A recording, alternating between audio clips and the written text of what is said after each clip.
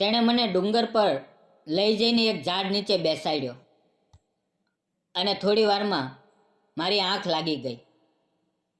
અચાનક મારી આંખ ખુલી તો મેં જોયું કે મારું માથું તેના ખોળામાં હતું. તે મારા વાવમાં હાથ ફેરવતી હતી અને મને જોતી હતી. અમારી નજરો એકબીજા સાથે ટકરાઈ. થોડી વાર પછી હું હોશમાં આવ્યો અને ઊભો થઈ ગયો. તે મને જોઈને શરમાતી હતી. મેં તેનો નાજુક હાથ મારા હાથમાં લીધો અને પછી આગળ કંઈક એવું બન્યું. મિત્રો, વિડીયોમાં અંત સુધી જોડાયેલા રહેજો. ખૂબ સરસ મજાની વાર્તા છે, તમને મજા આવશે. તો ચાલો શરૂ કરીએ. નમસ્કાર દોસ્તો, મારું નામ અનિકેત છે.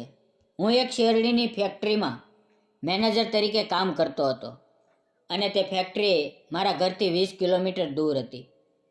વચ્ચે એક ડુંગળી આવતી હતી અને તે દિવસોમાં ઉનાળાની ઋતુ હતી. મેં ઘણા દિવસોથી જોયું હતું કે તે ડુંગળીની બાજુમાં લગભગ 25-26 વર્ષની એક સુંદર છોકરી કંઈક વેચવા માટે બેસતી હતી. અગાઉ મેં ક્યારેય તેને ત્યાં જોઈ નહોતી. એક દિવસ જ્યારે હું કામથી વહેલો ઘરે પાછો ફરતો હતો ત્યારે મેં વિચાર્યું કે આજે જોઉં તો ખરો કે આ સુંદર છોકરી શું વેચે છે. હું ગાડી રોકીને તેની પાસે ગયો. તેણે મારી તરફ જોયું અને પછી નજર નીચે કરી લીધી. હું ગાડીમાંથી ઉતરીને તેની પાસે ગયો તો જોયું કે તે ખૂબ સુંદર હતી. ગોરો રંગ, બોલતી આંખો અને કપાળ પર નાની બિંદી. મેં તેને પૂછ્યું, તમે શું વેચો છો? તો તેણે જવાબ આપ્યો, આ કાળી મેના છે, જેને કરવંદ પણ કહે છે. તેણે મને 2-3 કરવંદ ખાવા માટે આપ્યા. મેં ચાખ્યા અને તેનો સ્વાદ ખૂબ સારો લાગ્યો. મેં તેને પૂછ્યું, આ કેટલામાં આપો છો? તો તે બોલી, અમે ગ્લાસના હિસાબે વેચીએ છીએ. એક ગ્લાસ 10 રૂપિયાનો. મેં કહ્યું, ઠીક છે, મને 2 ગ્લાસ આપો અને પેક કરી દો. તેણે અખબારમાં 2 ગ્લાસ કરવંદ પેક કર્યા અને ઉપરથી થોડું મીઠું છાંટી દીધું. મેં તેને પૂછ્યું, આ તમે ક્યાંથી લાવો છો? તો તેણે જણાવ્યું, પાછળ ડુંગળી પર ઝાડ છે, ત્યાંથી તોડીને લાવું છું. એટલામાં બીજા કેટલાક ગ્રાહકો આવી ગયા એટલે હું તેની સાથે વધુ વાત ન કરી શક્યો અને ત્યાંથી નીકળી ગયો. પણ તે છોકરીનો ચહેરો વારંવાર મારી આંખો સામે આવવા લાગ્યો. મિત્રો, બીજે દિવસે જ્યારે હું કામ પરથી પાછો આવ્યો તો ફરી તેની દુકાને રોકાયો. આ વખતે મેં ફક્ત 1 ગ્લાસ કરવંદ ખરીદ્યા અને બાજુમાં એક મોટા પથ્થર પર બેસીને ખાવા લાગ્યો. હું વારંવાર તેની તરફ જોતો અને તે ક્યારેક મારી તરફ જોતી તો ક્યારેક નજર નીચે કરી લેતી. કદાચ તે શરમાતી હતી એટલે થોડી ખચકાતી હતી. મેં નક્કી કર્યું કે આજે તેની પૂરી માહિતી લઈશ. મેં તેને પૂછ્યું, તમારું નામ શું છે? તો તેણે કહ્યું, મારું નામ સાનિકા છે. અમે આ ડુંગળીની નીચે રહીએ છીએ. હું કોલેજમાં ભણું છું અને રજાઓમાં અહીંયા બેસીને કરવંદ વેચું છું કારણ કે મારા ઘરની આર્થિક સ્થિતિ સારી નથી. તેણે મારા વિશે પણ પૂછ્યું તો મેં જણાવ્યું, મારું નામ અનિકેત છે અને હું શેરડીની ફેક્ટરીમાં મેનેજર છું. આમ તો હું ભાવનગરનો રહેવાસી છું. તેણે કહ્યું, મારો ભાઈ પણ ગ્રેજ્યુએટ છે પણ તેને નોકરી નથી મળી. શું તમે તમારી ફેક્ટરીમાં તેના માટે કંઈક કરી શકો? હું મેનેજર હતો એટલે બધું મારા હાથમાં હતું. મેં કહ્યું, ઠીક છે, તેને આવતીકાલે મોકલજે. મેં એને એક પરચી પર મારો નંબર લખીને તેને આપ્યો અને કહ્યું, આ નંબર પર ફોન કરજે. તેણે ખૂબ આભાર માન્યો અને હસી. જતાં જતાં તેણે મને 2 ગ્લાસ કરવંદ પેક કરી આપ્યા અને પૈસા લેવાની ના પાડી. મેં ગમે તેટલો આગ્રહ કર્યો પણ તેણે પૈસા લીધા નહીં. તેની આ ખુલ્લી વિચારસરણી મને ખૂબ ગમી. બીજે દિવસે સવારે તેનો ફોન આવ્યો. હું સાનિકા બોલું છું. આજે હું મારા ભાઈને તમારી ફેક્ટરીમાં મોકલું છું અને તેને તમારો નંબર પણ આપું છું. બીજે દિવસે તેનો ભાઈ આવ્યો. તે પણ સાનિકાની જેમ સારો દેખાતો હતો. મેં તેને ફેક્ટરીમાં એક સારું કામ અપાવી દીધું. તે ખૂબ ખુશ થયો અને તે જ દિવસે બપોરે ઘરે પાછો ફર્યો. તેણે આ ખુશખબર પોતાના ઘરે અને સાનિકાને કહી તો ઘરના બધા લોકો ખૂબ ખુશ થયા. હંમેશાની જેમ સાનિકા કરવંદ વેચવા માટે રસ્તાની બાજુએ આવી હતી.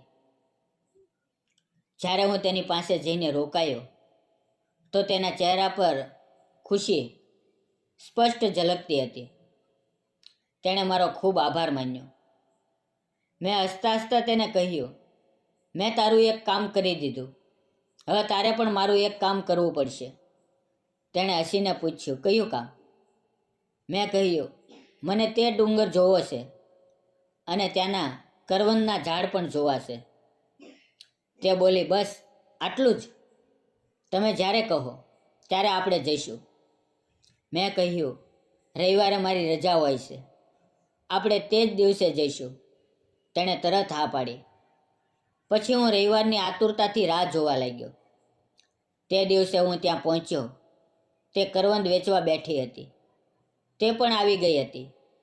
મેં ગાડી ડુંગરીની નીચે લગાવી અને મેં મારા બેગમાં પાણીની બોટલ, તેના માટે કેડબરી અને થોડા ચિપ્સ રાખ્યા હતા. તે પણ ઘરેથી ખાવાનો ડબ્બો લઈને આવી હતી. પછી અમે બંને ધીમે ધીમે ડુંગર ચડવા લાગ્યા. તેની સાથે ડુંગર પર ચડવાનો અનુભવ જ અલગ હતો. તે ઝડપથી ઉપર જતી હતી કારણ કે તેને બધા રસ્તાઓ અને પગદંડીઓ ખબર હતી. હું નવો હતો એટલે તે મને વારંવાર સહારો આપવા માટે તે મને પોતાનો નાજુક હાથ પકડાવતી. તેના મુલાયમ અને કોમળ હાથને પકડવું મને ખૂબ ગમતું હતું. અમે ઘણા ઉપર ચડી ગયા અને એક જગ્યાએ રોકાવાનું નક્કી કર્યું. તે જગ્યા કરવંદના ઝાડ નીચે હતી અને ઝાડો પર ઢગલા બંધ કરવંદ લટકતા હતા. અમે ઘણા બધા કરવંદ તોડ્યા, એક થેલીમાં ભર્યા અને નજીકના મોટા ઝાડ નીચે બેઠા. મેં મીઠું કાઢીને કરવંદ પર છાંટ્યું અને અમે વાતો કરતાં કરતાં તે ખાવા લાગ્યા. મારી ઉંમર તેનાથી 3 વર્ષ મોટી હતી, પણ વાતચીત કરતી વખતે ક્યારેય એવું લાગ્યું નહીં. અમે બંને જુવાન હતા. તે દિવસે તેણે પંજાબી ડ્રેસ પહેર્યો હતો. કમરે દુપટ્ટો બાંધેલો હતો. તેના ખુલ્લા કાળા લાંબા વાળ હવામાં ઉડતા હતા. કપાળ પર નાની બિંદી હતી અને તે અત્યંત સુંદર લાગતી હતી. હું તો તેની ખૂબસૂરતીમાં ખોવાઈ ગયો અને તેને જોતો જ રહી ગયો. થોડી વારમાં અમે બંનેએ બધા કરવંદ ખાઈ લીધા અને પછી ઊભા થઈને ઉપરની તરફ આગળ વધ્યા. ડુંગરીની ટોચ પર એક મંદિર હતું. અમે ત્યાં ગયા. મંદિર ખૂબ સુંદર હતું અને અમે ભગવાનના દર્શન કર્યા. ધીમે ધીમે બપોર થઈ ગઈ અને અમે થાકી ગયા હતા. એટલે અમે એક મોટા ઝાડ નીચે આરામ કરવાનું નક્કી કર્યું. અમે નજીક નજીક બેઠા. તે જાગતી હતી પણ મને થાકથી ઊંઘ આવી ગઈ અને હું તેની પાસે જ સૂઈ ગયો. લગભગ અડધો કલાક પછી જ્યારે મારી આંખ ખુલી તો મેં જોયું કે મારું માથું તેના ખોળામાં હતું અને તે મારા વાવમાં હાથ ફેરવતી હતી અને મને નિહાળતી હતી. અમારી નજરો એકબીજા સાથે મળી અને એક પળ માટે જાણે સમય થંભી ગયો. હું સંભાળીને ઊભો થઈને બેઠો તો તે શરમાતી હતી. મેં તેનો નાજુક હાથ મારા હાથમાં લીધો અને કહ્યું, સાનિકા, તું ખૂબ સુંદર છે. મને તું ખૂબ ગમે છે. આ સાંભળીને તે વધુ શરમાઈ. અમે એકબીજાને ગળે લગાડ્યા. તેણે ધીમેથી કહ્યું, મને પણ તમે ખૂબ ગમો છો. તે દિવસે અમે બંને પહેલી વાર અમારા પ્રેમને અનુભવ્યો. તે દિવસે એક નવો અનુભવ, નવું સુખ અને નવો સંબંધ મેળવ્યો. અમે બંને ધીમે ધીમે તે ડુંગળી પરથી નીચે ઉતરવા લાગ્યા અને પાછા ફરતી વખતે રસ્તામાં એક કરવંદના ઝાડ પાસેથી થોડા કરવંદ તોડ્યા અને તેને એક થાળીમાં ભરી લીધા. જ્યારે અમે ડુંગળીની નીચે પહોંચ્યા તો મારા દિલમાં સંતોષ હતો કે મેં સાનિકાને ઘણી ખુશીઓ આપી છે. ઘરે જતી વખતે સાનિકાએ મને હસતા હસતા કહ્યું, મારે પણ તે ફેક્ટરી જોવી છે જ્યાં તમે કામ કરો છો. મારે જોવું છે કે ત્યાં ખાંડ કેવી રીતે બને છે. તેનો આ ઉત્સાહ જોઈને હું પણ ખૂબ ખુશ થયો અને 2-3 દિવસ પછી હું તેને મારી ફેક્ટરી ઉપર લઈ ગયો. મેં ધીમે ધીમે તેને ફેક્ટરીનો દરેક ખૂણો બતાવ્યો. શેરડીમાંથી ખાંડ કેવી રીતે બને છે તે આખી પ્રક્રિયા સમજાવી. ત્યાંના લોકો મને આદરથી સાહેબ સાહેબ કહીને બોલાવતા હતા, જેનાથી તેને ખૂબ સારું લાગ્યું.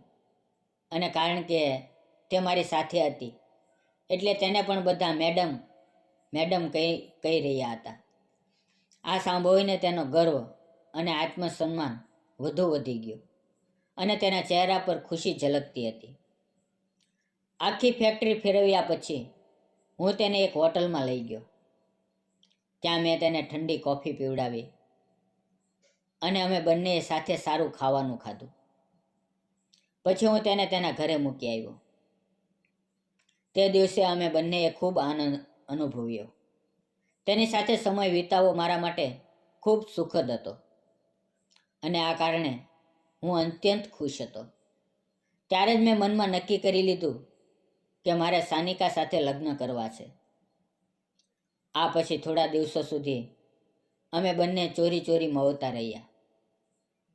જ્યારે પણ તે કરવંદ વેચવા બેસતી તો હું તેની પાછળ જઈને બેસતો અને તેને જોતો કે તે ગ્રાહકો સાથે કેવી રીતે વાતો કરે છે, તેના ચહેરા પર કેવા ભાવ આવે છે.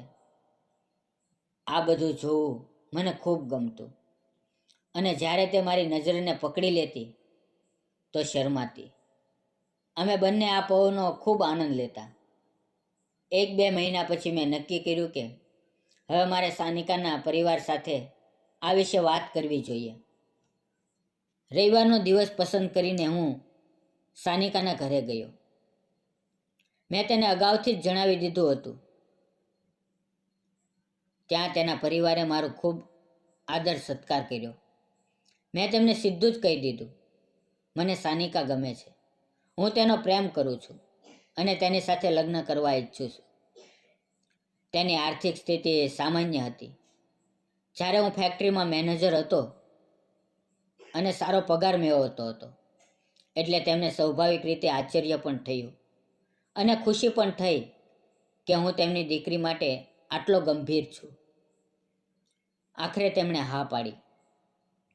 આ બધી વાતો સાંભળી સાનિકા ચૂપચાપ જોતી હતી અને તેની આંખોમાં ખુશી સ્પષ્ટ ઝલકતી હતી. થોડા દિવસો પછી હું મારા માતા પિતાને પણ લઈને સાનિકાના ઘરે ગયો અને તેમને સાનિકા બતાવી. મારા ઘરવાળાઓને પણ તે ખૂબ ગમી. પછી બંને પરિવારો મળ્યા અને ધામધૂમથી અમારા લગ્ન થઈ ગયા. આજે પણ તે જૂના દિવસો અમને ખૂબ યાદ આવે છે. અમે બંને હજી પણ તે ડુંગળી પર ફરવા જઈએ છીએ, ત્યાં કરવંદ ખાઈએ છીએ, મંદિરમાં ભગવાનના દર્શન કરીએ છીએ અને પછી નીચે ઉતરી આવીને બેસીએ છીએ. આ અમારો નિયમિત ક્રમ બની ગયો છે. સાચું કહું તો જીવનનો સાચો આનંદ આ નાની નાની ખુશીઓમાં છુપાયેલો છે. ફક્ત કામમાં ડૂબેલા ન રહો, થોડું જીવન પણ જીવવાનો પ્રયાસ કરો. તમારા અજનબીઓને સમય આપો, કારણ કે આ સમય સંબંધમાં પ્રેમ વધારે છે અને તે જ પ્રેમથી જીવનનું સાચું સુખ મળે છે. દોસ્તો, આ વાર્તા તમને કેવી લાગી અમને કોમેન્ટ કરીને જરૂર જણાવજો. અને જો તમે પણ કરવંદ ખાધા હોય તો કોમેન્ટમાં જરૂર લખજો. અને જો તમે અમારી ચેનલ પર નવા છો તો ચેનલને લાઇક, શેર અને સબસ્ક્રાઈબ કરવાનું ભૂલશો નહીં. ફરી મળશું આપણે એક નવી વાર્તાની અંદર. ત્યાં સુધી આવજો.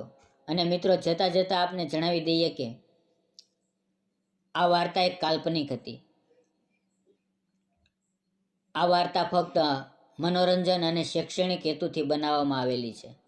આનો કોઈ પણ જાતિ ધર્મ સાથે સંબંધ નથી, અને જો એવું બન્યું હોય તો એક માત્ર સંયોગ ગણજો. તેને અન્યથા ન જોશો. ફરી મળીએ આવતીકાલે એક નવી વાર્તાની અંદર. ત્યાં સુધી આવજો મિત્રો. તમારું ધ્યાન રાખજો.